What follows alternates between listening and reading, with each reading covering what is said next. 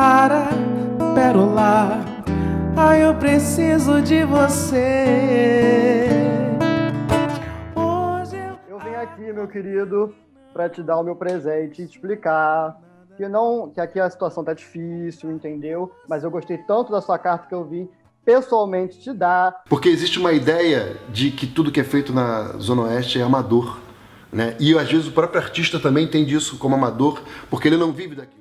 Olá, sejam bem-vindos ao Rio Mais Cultura, um espaço para explorarmos o panorama cultural do Rio de Janeiro e incentivarmos a expressão da cultura em suas mais diversas manifestações.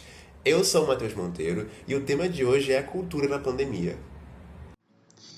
Em 2020, o mundo foi surpreendido pela pandemia de Covid-19, causada por um vírus novo desconhecido pela comunidade científica e até então sem vacinas ou medicamentos que pudessem controlar a sua transmissão. A única solução foi o isolamento em massa da população e a consequente paralisação da economia mundial. No Brasil, uma das áreas que mais sofreu este impacto foi o setor cultural.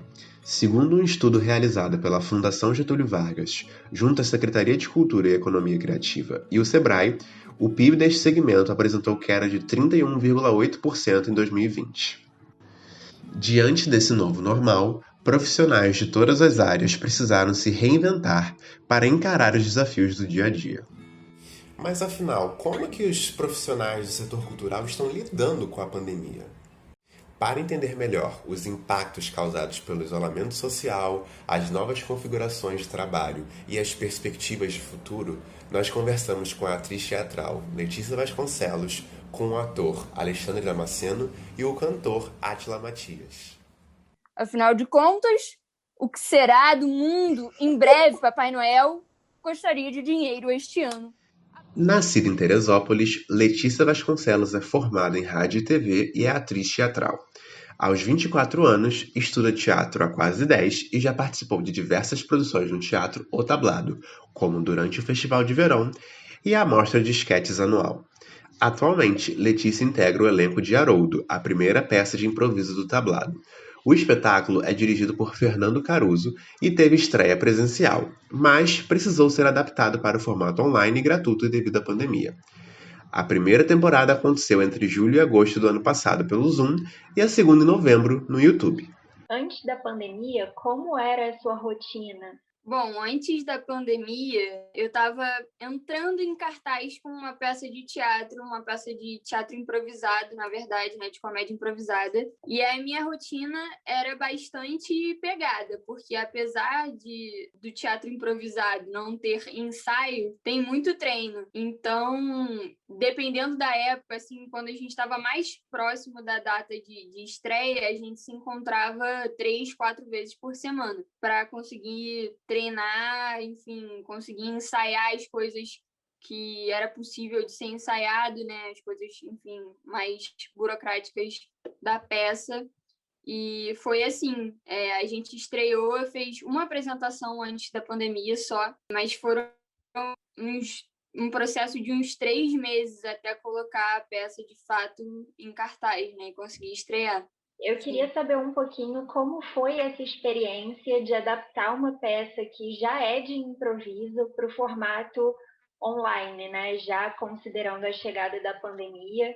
Cara, foi uma loucura total, assim, porque fazer uma peça online já é super esquisito, né? Porque o teatro demanda essa troca de você estar ali com o público, você estar com os seus parceiros ali na hora. O teatro tem muito isso é a alma do teatro, né? Então, qualquer peça você transpor para um formato online já é esquisito. Uma peça de improviso foi mais ainda, mas foi um momento que a gente, como grupo, olhou e pensou: ou a gente faz assim, ou a gente vai deixar isso se perder, né? E foi um momento que todos nós, a gente precisava tanto de cultura, né? Eu acho que o país estava precisando tanto que a cultura respirasse, ainda que por aparelhos, né? Mas que estivesse existindo um movimento cultural ali, que a gente decidiu embarcar nessa de trazer a peça de improviso que inicialmente a gente faria no palco, trazer para o formato online. E aí foi uma experiência muito louca, assim, a gente se desafiou muito como atores e como improvisadores, né? Porque é completamente diferente. Essa coisa do tato e o nosso grupo de improviso, ele tem muito uma coisa de a gente, às vezes, precisa se falar pelo olhar, né? A intenção de, espero que você entenda o que eu vou fazer aqui. E fazer isso através dos nossos celulares e dos nossos computadores foi muito difícil. Mas foi uma experiência interessante para a gente, assim, também. Se os nossos sentidos têm que estar aguçados quando a gente está no palco, a gente tem que estar 100% atento a tudo. Nesse formato online, mais ainda. A gente precisava estar 200% ligado, porque você entender a intenção de uma pessoa que está, na verdade, na casa dela, né, com várias interferências exteriores, o cachorro que late, a mãe que grita, a porta que bateu e etc., é mais difícil ainda de você ler os seus colegas, os seus parceiros de cena. Mas isso foi ótimo, porque era um espetáculo que a gente ficava muito ligado, como se a gente já não ficasse, né, no palco, mas dentro de casa. Em nenhum momento foi mais confortável, foi ao contrário, a gente ficava extremamente ligado, ainda que não tivesse em cena, em algum momento da peça, que por acaso a gente desligasse a câmera, a gente estava aqui atento, prestando atenção a tudo ao mesmo tempo, assim, então foi bastante desafiador. Você acredita que esses elementos, de alguma forma, enriqueceram o espetáculo? Acho que, assim, a única solução era, de fato, se aproveitar disso, né? Mas também tiveram muitas coisas que foram difíceis, assim. Eu não consigo dizer se o espetáculo ficou melhor de forma online. Eu acho que ele ficou completamente diferente, porque eu acho que ele ganha em muitas coisas, mas também perde muito em outras. Você acha que vocês conseguiram alcançar mais ou menos pessoas online? Isso é interessante, porque eu acho que o teatro, hoje em dia, ele ainda é muito elitista, infelizmente, né? Mas esse formato de teatro de improviso, eu acho que, mesmo nos palcos, ele já trazia um público para o teatro que é um público que não costuma frequentar teatro. É uma coisa muito mais popular. Então, quando a gente migrou para a internet e fez essas sessões de graça, a gente sentiu essa diferença de, caramba, é legal da gente estar entregando isso, que é um formato popular e de uma forma mais popular de fato, por ser de graça. E acho que o meu grupo sentiu bastante isso também, é legal estar levando essa peça de graça, porque se tem algum momento que a gente pode fazer essa peça de graça, é agora nesse formato online, porque a gente acaba não tendo muito custo, né, para fazer. A gente só estava mesmo doando ali o nosso tempo para fazer esse formato de graça. E eu acho que isso é um movimento muito importante, assim, de atores e de todo o setor cultural, né? Teve algum impacto, de fato, na sua vida financeira? Eu tenho o privilégio de ter um emprego fora a parte cultural, porque, de fato, você viver da cultura aqui no país é muito difícil. Já era antes da pandemia, agora mais do que nunca. Então, eu não fui tão diretamente afetada, mas eu pude ver muitas pessoas que vivem de teatro, iluminadores, operadores de som, pessoas que foram diretamente afetadas por essa pandemia. Você tinha algum projeto já se iniciando ou por se iniciar que você precisou deixar em suspenso? A gente estava começando os ensaios, terminando o roteiro, começando os ensaios desse outro projeto de peça, ainda que não fosse uma coisa que já estivesse no teatro e etc., e que demandasse, naquele momento os ensaios estavam sendo em casa mesmo e tudo mais, mas ainda assim a gente não achou prudente. Fora as minhas aulas de teatro, porque apesar de eu fazer teatro há alguns anos, eu continuo sendo aluna, eu continuo fazendo teatro. E, infelizmente, o tablado está parado com as suas aulas presenciais por 1 ano e meio, né? Eu queria saber um pouquinho quais são as suas perspectivas para o futuro. Eu acho que, nesse momento, é tudo muito difícil de você prever, né? Eu não sei como é que vai ficar o mundo da cultura depois desse baque, depois de ficar quase 2 anos parado. Na história, mostra-se que a cultura teve um papel muito importante nesse momento pós-crise. Então, eu quero ter muita esperança de acreditar que também vai ser assim com a gente, que o teatro não seja uma coisa exclusiva de elite, que você não tenha que pagar uma nota para assistir uma boa peça, que você possa ter acesso das pessoas a esses lugares. E eu espero de todo o coração que os meus projetos possam andar. Nesse momento, eles estão andando de forma online, os que podem, né, do jeito que podem. E para encerrar, eu queria saber o que você, enquanto pessoa, enquanto indivíduo, leva, né, tira dessa pandemia de lição.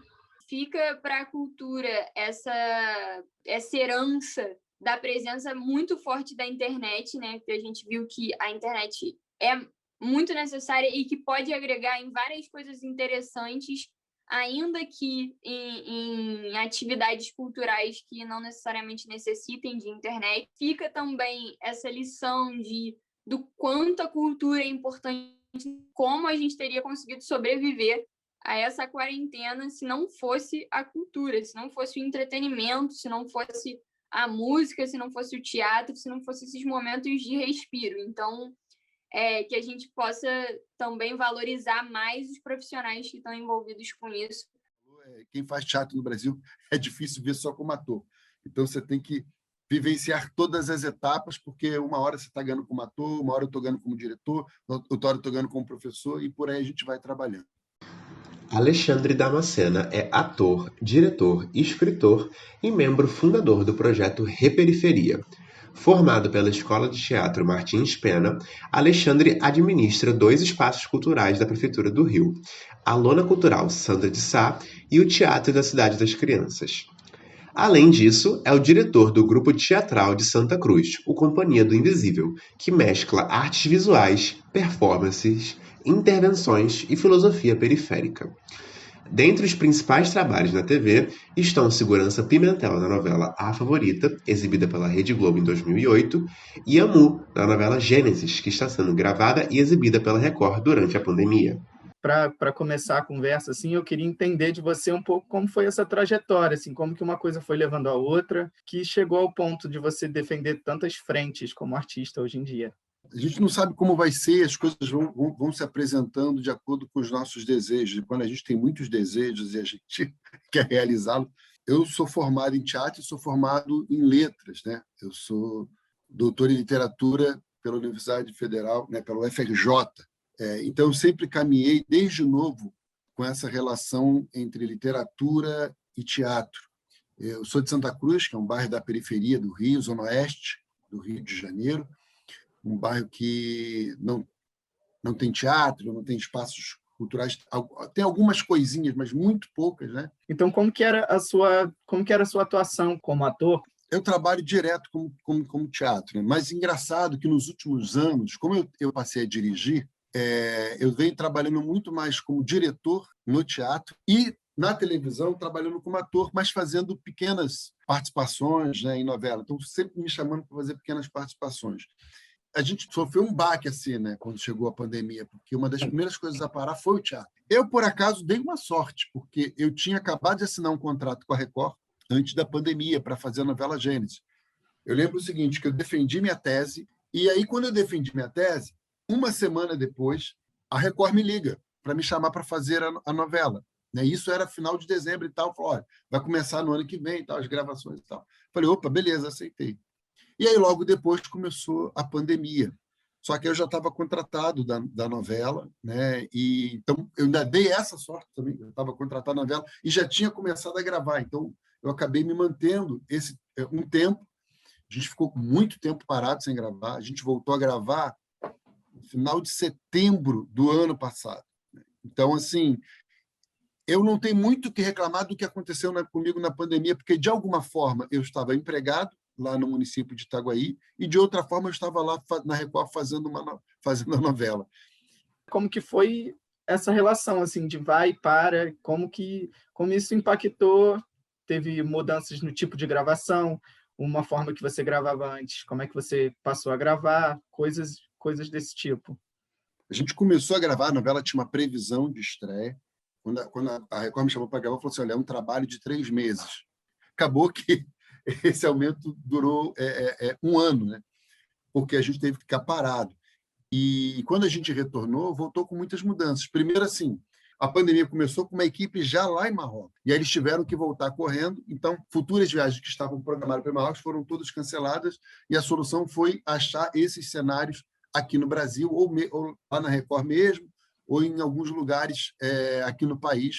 E as mudanças lá foram, primeiro, assim, teste de Covid toda semana. Né? Você não botava o pé no estúdio sem antes ter feito um teste. E quando chegava no estúdio, o tempo todo usando máscara, a gente só tirava a máscara, só podia tirar a máscara na hora de gravar. O camarim, que é uma coisa que é coletiva, onde os atores geralmente estão partilhando ali suas conversas, junto ali, teve que ser todo repensado, colocado divisórias, então cada ator tinha o seu lugar individual para colocar sua roupa, o seu figurino. Foi meio estranho no início, mas foi um processo que todo mundo estava muito amadurecido, sabendo que se não fosse desse jeito, a gente não conseguiria fazer.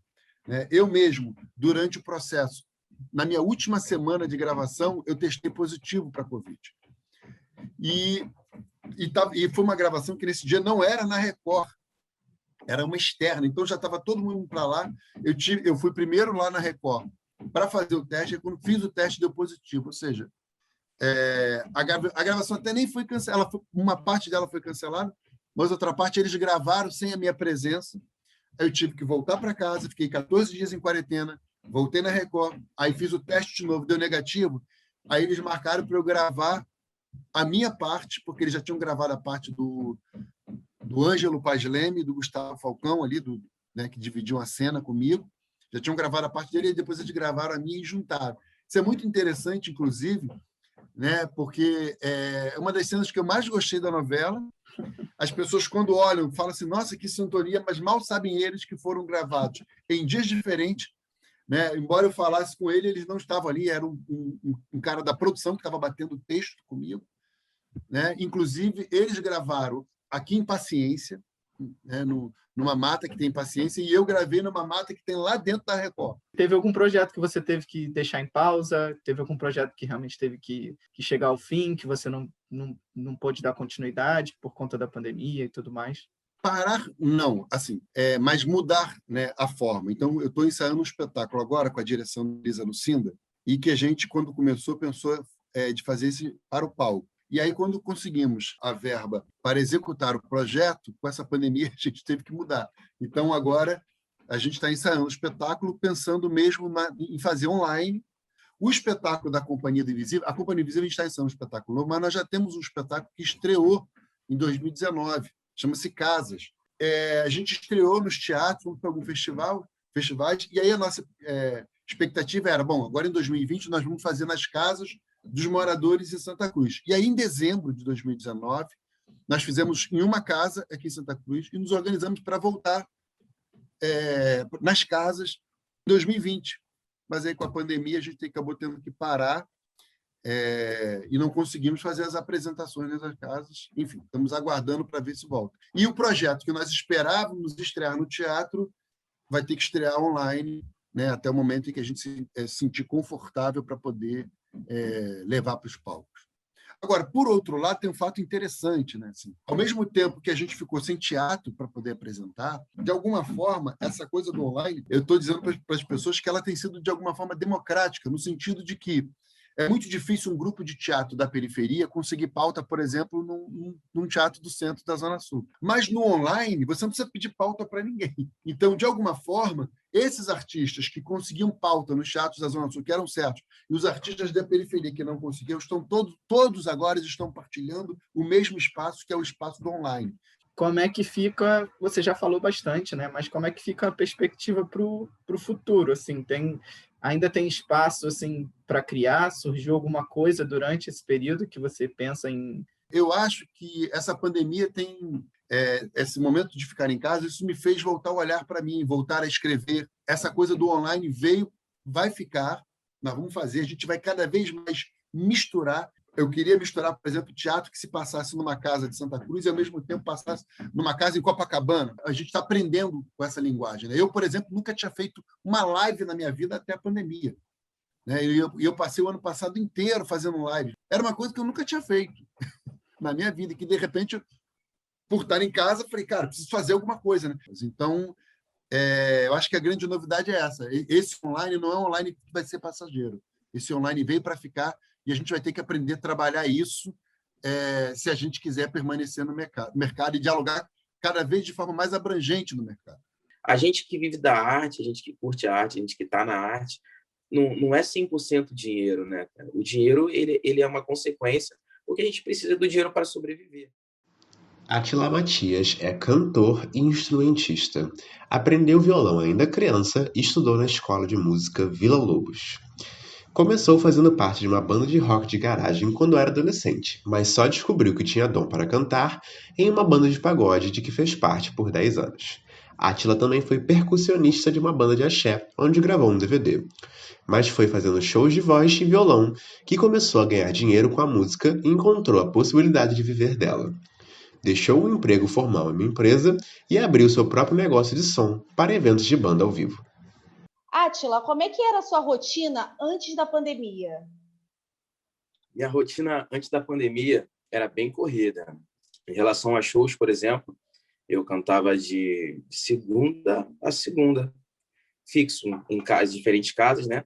Fazendo violão e voz em umas, e outras eu fazia com banda, mas tudo em relação ao meu trabalho solo como cantor mesmo. E a minha empresa também, com locação de som para eventos, a gente trabalhava fixo de sexta a domingo, né? Colocando som em diferentes eventos, né? Pelo Rio de Janeiro. Era bem legal, cansativo e ao mesmo tempo prazeroso, porque trabalho com algo que eu gosto muito de fazer. E como é que foi o impacto da pandemia na sua vida, tanto na financeira quanto de rotina? Olha, foi bem complicado em vários aspectos.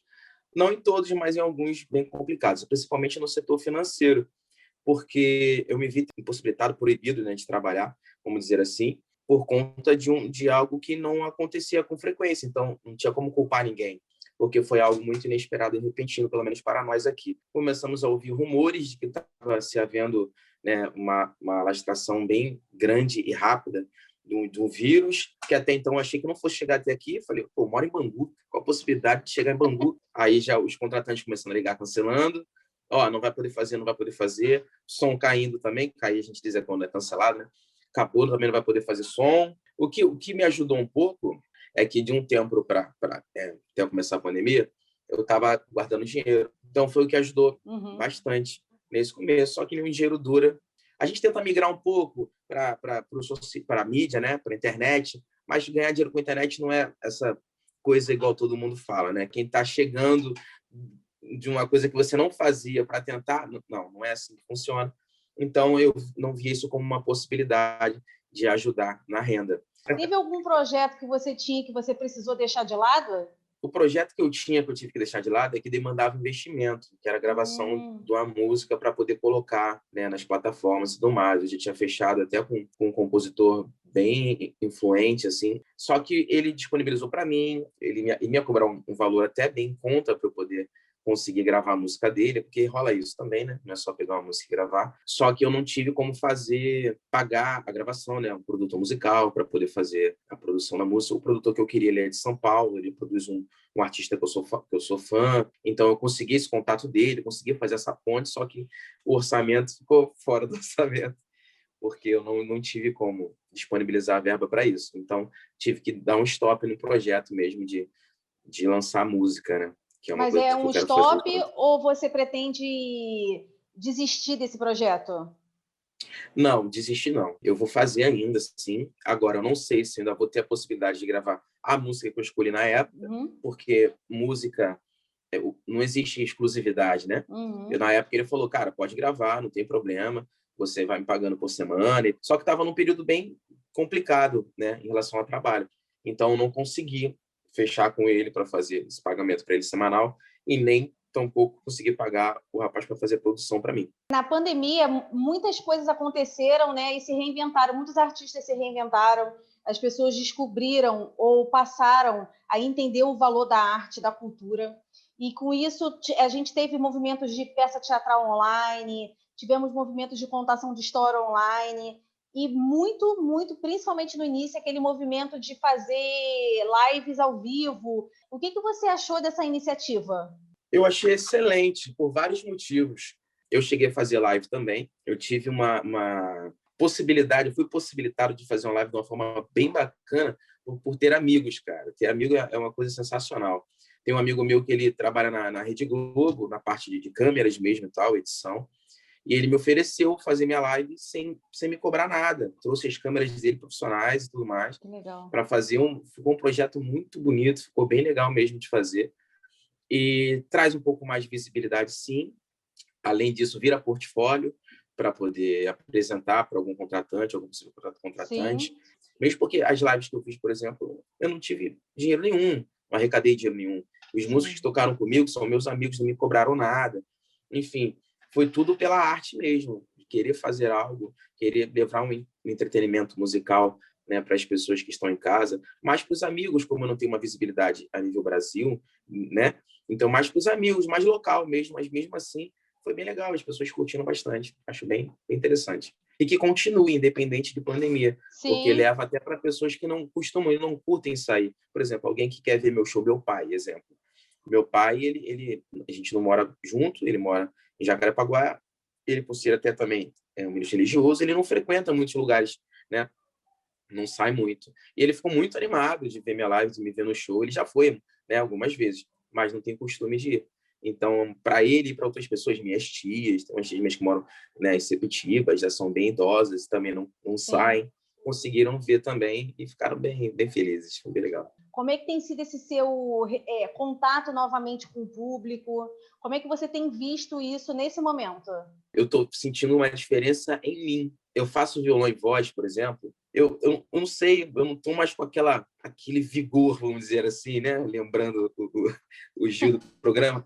Mas às vezes eu fico meio introspectivo cantando. Faço, né? Normalmente não vou cantar pior por conta disso. Tento fazer o máximo, pensando em mim, nos meus próximos também. Agora, falando de futuro, qual é a sua perspectiva daí para frente? Eu costumo falar bastante da minha profissão, porque é a que está, talvez, seja a que esteja mais afetada com tudo isso. Mesmo com a flexibilização, a gente continua impossibilitado na grande maioria. Por exemplo, a gente não pode continuar... Olha só, vou contar um fato até, não sei se é interessante, mas é curioso. Por exemplo, eu canto aos sábados no local, que eu canto com banda, toco com banda e tudo mais. Antes de eu chegar, o local já estava cheio, enchendo, né? Começando a encher. Eu cheguei, fizemos o show, né? Primeiro set, tudo mais, cheio, a casa continua enchendo. Mas aí deu um horário de 11 horas, 11h30, a polícia veio e falou que tinha que parar com a música ao vivo. Aí eu pergunto, o que a música ao vivo está interferindo na quantidade de pessoas no local? Porque, na verdade, na minha banda, quando a gente faz assim, somos em 3. O que está aumentando de número de clientes no local são 3 pessoas, Sim. que somos os 3 da banda. Então, esse tipo de coisa que não faz muito sentido. Se é por conta de aglomeração, que faça, manda todo mundo embora, ou manda fecha 60% o bar, fecha embora, a casa, né? Exatamente. O correto seria esse, e não simplesmente parar com a música ao vivo, como se a música fosse o problema da questão, né? O problema não é a música, e isso é uma coisa que prejudica bastante. A gente é impossibilitado de continuar o trabalho, alguns contratantes acabam diminuindo o cachê por conta disso, Sim. Enfim, aí entra várias questões aí que são prejudiciais. Então, eu espero que a gente consiga voltar a trabalhar normalmente, e não só isso, que realmente melhore essa questão, ou acabe essa questão das mortes por conta dessa doença, né? E o objetivo é esse, trabalhar bastante. Eu nunca paro, né, na verdade, porque mesmo impossibilidade de cantar, de trabalhar com a minha empresa, eu peguei meu carro, cadastrei no Uber e fui para a rua também, tacar máscara e álcool e fui à luta. Eu não posso parar e nunca vou parar, independente de como estiver. O Rio Mais Cultura caminhou por esse tema tão atual, visitando a realidade e os impactos da pandemia na televisão, no teatro e na música. Ao olhar para o passado, o presente e o futuro dos artistas, percebemos a importância que os formatos online assumiram na democratização da cultura para pessoas de diversos lugares do país e também no mundo todo.